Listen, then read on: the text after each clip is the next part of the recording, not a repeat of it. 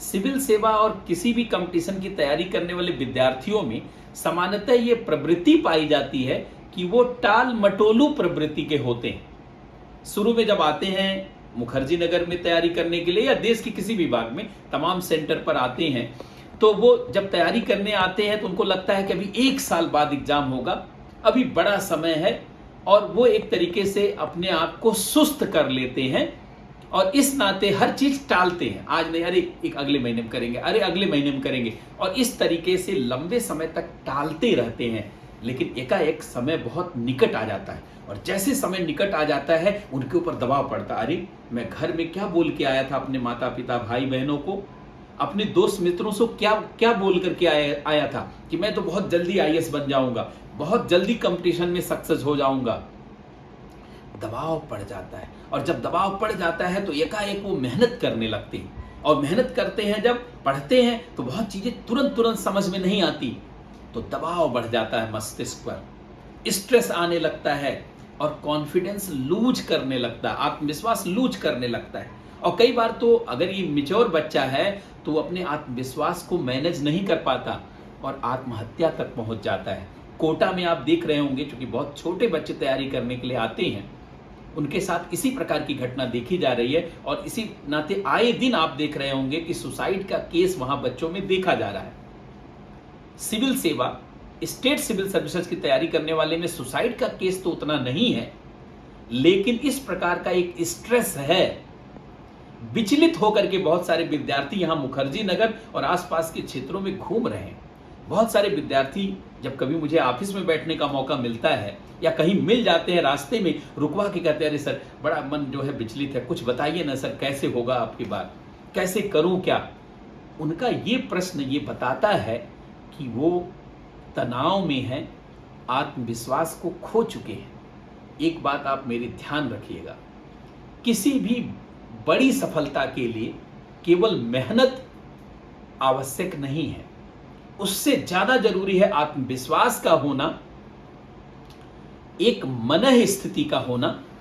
क्योंकि अगर एक सही मनः स्थिति नहीं रहेगी तो आप अपने लक्ष्य के लिए संघर्ष में अपने आप को लगाए ही नहीं रख पाएंगे। इसलिए मेरा सभी विद्यार्थियों से अनुरोध है कि आप टाल मटोलू ना बने, शुरुआत से ही एकदम विजन को साफ करें कि मुझे क्या करना है। और जैसे भगवान राम ने, जैसे भगवान कृष्ण ने, देखिए, चतुरंगड़ी सेना बनाई थी। चतुरंगड़ी सेना आपने महाभारत में सुना होगा, नारायणी सेना जो थी, भगवान कृष्ण ने चतुरंगनी सेना बनाई थी। और चतुरंगड़ी सेना का मतलब क्या होता है, उसमें 4 अंग था। पैदल वाले उसमें सैनिक थे, घुड़सवार सैनिक थे, हाथी वाले सैनिक थे, रथ वाले सैनिक थे। और चतुरंगड़ी सेना की एक विशेषता थी कि उसमें भगवान कृष्ण के ही 18,000 भाई भतीजा उसमें सैनिक थे। और बड़ी ही जानते हैं मारक क्षमता वाली चतुरंगड़ी सेना थी। और चतुरंगड़ी सेना जानते क्या करती थी, चौतरफा मारकर चारों तरफ से घेर लेती थी। पैदल वाले तो घुड़सवार वाले तो हाथी गज वाले और रथ वाले।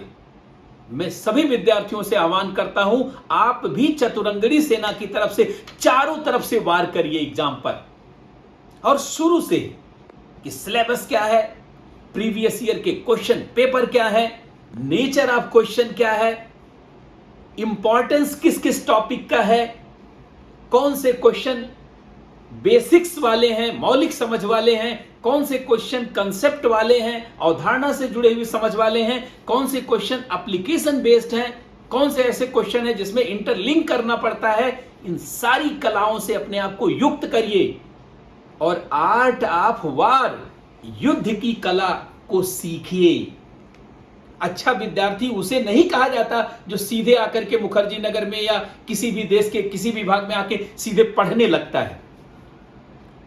अच्छा स्टूडेंट उसे कहा जाता है जो सबसे पहले एग्जाम की बारीकियों को सीखता है, सारे तकनीकी पक्ष को सीखता है, महसूस करता है, और फिर सिलसिलेवार जैसी जरूरत है उस तरीके से चौतरफा घेरता है एग्जाम को, और शुरुआत से ही एग्जाम को अपने कब्जे में लेने का प्रयास करता है, ताकि लास्ट में जब एग्जाम बहुत निकट आ जाता है तब तक वह काफी तैयार होता है, और जो काफी तैयार होता है उसका कॉन्फिडेंस का लेवल बहुत अलग दर्जे का होता है, उसकी मन स्थिति देखने लायक होती है, उसका हाव भाव एकदम जीत वाला होता है। और यकीन मानिए, जिसका आत्मबल, जिसका हाव भाव पहले से ही जीतने वाला है, उसे कौन हरा सकता है।